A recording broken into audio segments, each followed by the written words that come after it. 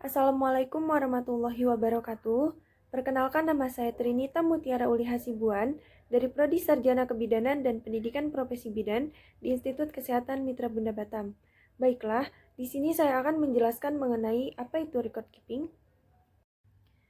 Baiklah, yang pertama di sini saya akan menjelaskan mengenai pengertian record keeping atau dokumentasi.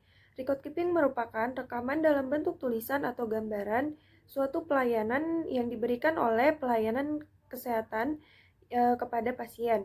Nah, di mana dokumentasi dalam kebidanan adalah suatu bukti pencatatan dan pelaporan yang dimiliki oleh bidan dalam melakukan catatan perawatan yang berguna untuk kepentingan klien, di mana bidan dan tim kesehatan lainnya dalam memberikan pelayanan kesehatan dengan dasar komunikasi yang akurat dan juga lengkap secara tertulis dan juga dapat dipertanggungjawabkan oleh bidan.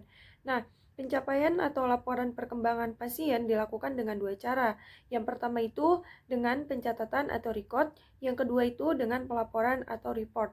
Nah, yang pertama pencatatan atau record yaitu data tertulis yang merupakan data resmi tentang kondisi pasien dan kondisi perkembangannya. Ya, yang kedua pelaporan atau report yaitu penyampaian informasi tentang kondisi atau perkembangan pasien secara lisan kepada bidan lainnya atau tim kesehatan lainnya. Baiklah, selanjutnya adapun tujuan dari record keeping atau dokumentasi. Tujuan dokumentasi kebidanan selain sebagai suatu dokumen rahasia dan tentang pasien, juga mengidentifikasi pasien dalam asuhan yang telah diberikan. Juga sebagai sumber data atau informasi kebidanan dan juga untuk menunjang tertib administrasi dalam rangka upaya peningkatan pelayanan kesehatan baik di rumah sakit, puskesmas, rumah bersalin, dan juga pada bidan praktik swasta. Nah, selanjutnya, adapun tujuan pendokumentasian di kebidanan menurut Pisbah, yaitu dibedakan menjadi dua, ada tujuan utama dan juga tujuan umum. Nah, pada tujuan utama yang pertama yaitu mengidentifikasi status kesehatan pasien dalam rangka mendokumentasikan kebutuhan akan asuhan dan merencanakan, melaksanakan, dan juga mengevaluasi asuhan. Nah, selanjutnya tujuan umumnya itu untuk penelitian, finansial, legal ataupun hukum, etika, dan juga jaminan mutu. Adapun tujuan sekunder yaitu yang pertama sebagai bukti dari pemberian asuhan yang bermutu, yang kedua sebagai bukti dari pendokumentasian yang bertanggung jawab legal terhadap pasien, yang ketiga informasi untuk perlindungan diri, yang keempat sebagai bukti dari penerapan asuhan menurut standar, yang kelima sumber informasi statistik untuk standarisasi dan penelitian kesehatan, yang keenam informasi kesehatan penghemat biaya, yang ketujuh merupakan sumber informasi untuk berkas data wajib.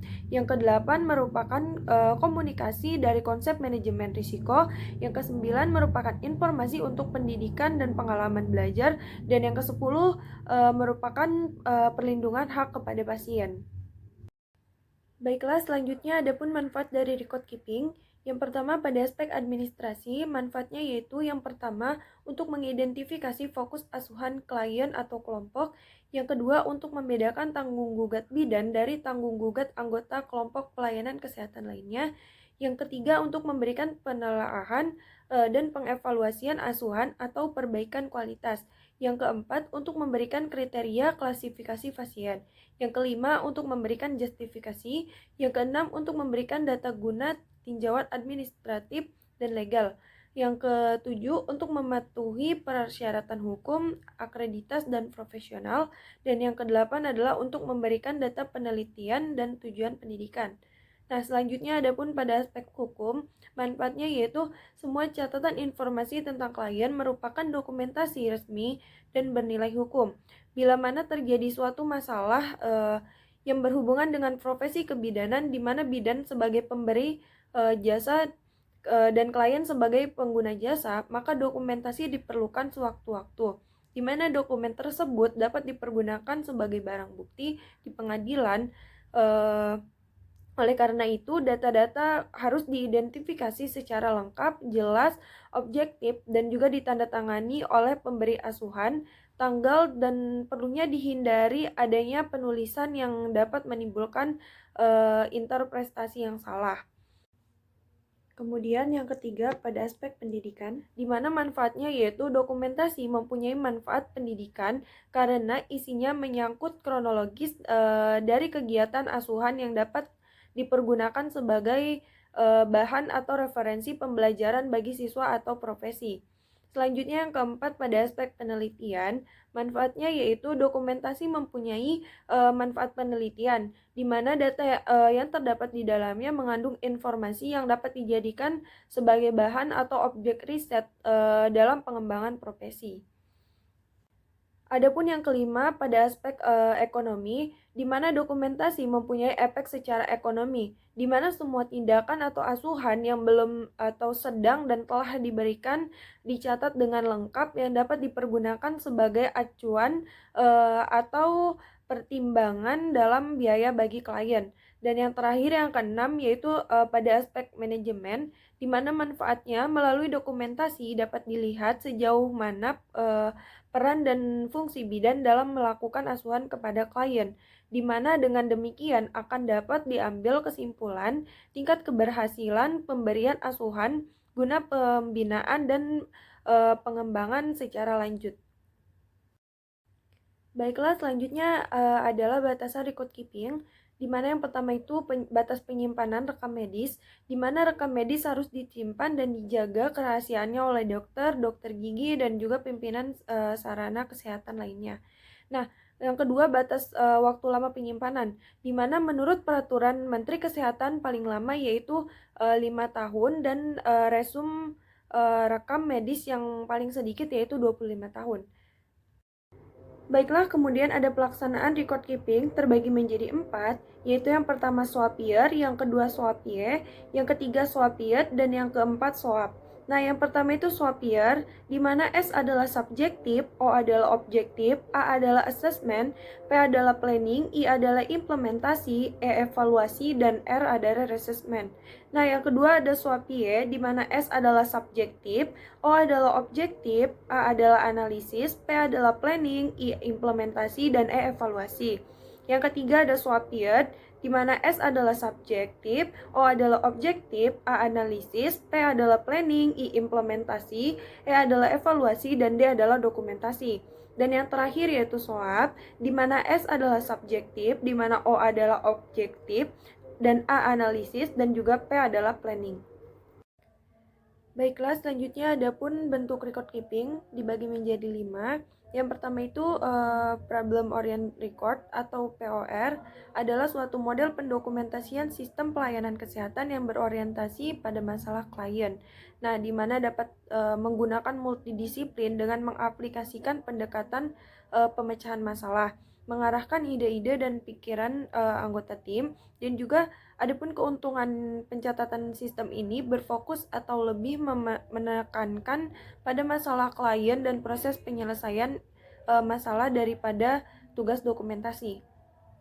Selanjutnya yang kedua adapun Short Orient Record atau SOR adalah suatu model pendokumentasian sistem pelayanan kesehatan yang berorientasi pada sumber informasi, di mana dokumentasi dibuat dengan cara setiap anggota tim kesehatan membuat catatan sendiri dari hasil observasinya.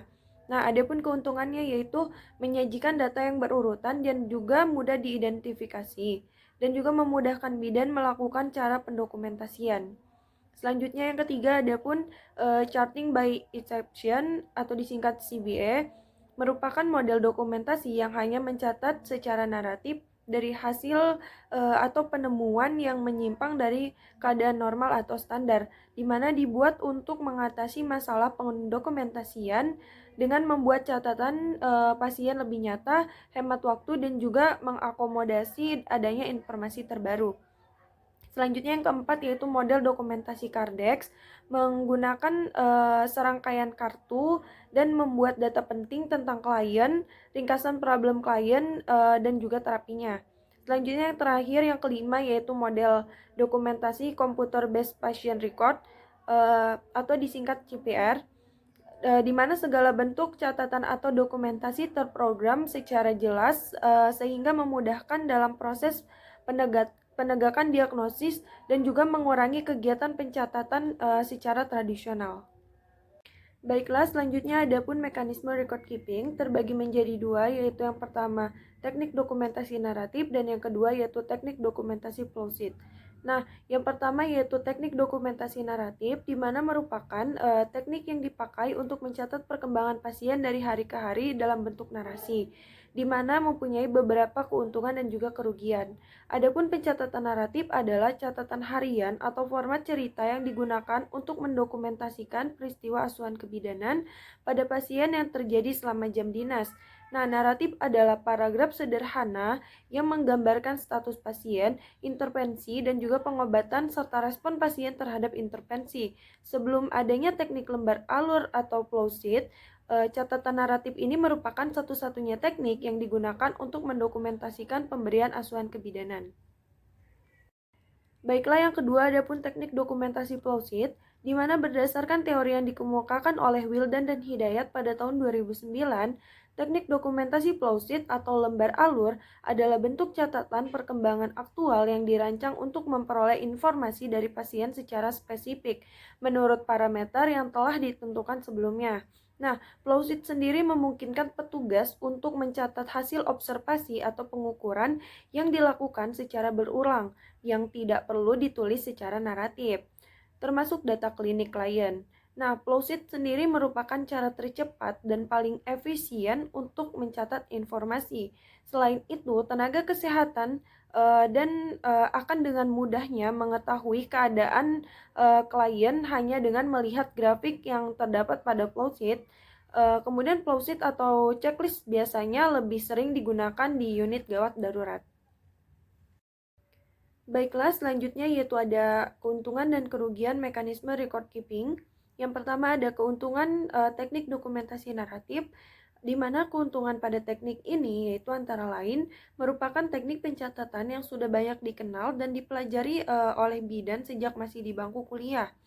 Selanjutnya juga mudah dikombinasikan dengan teknik pendokumentasian yang lain dan juga seperti pencatatan naratif dengan lembar alur atau pencatatan naratif untuk mendokumentasikan perkembangan pasien.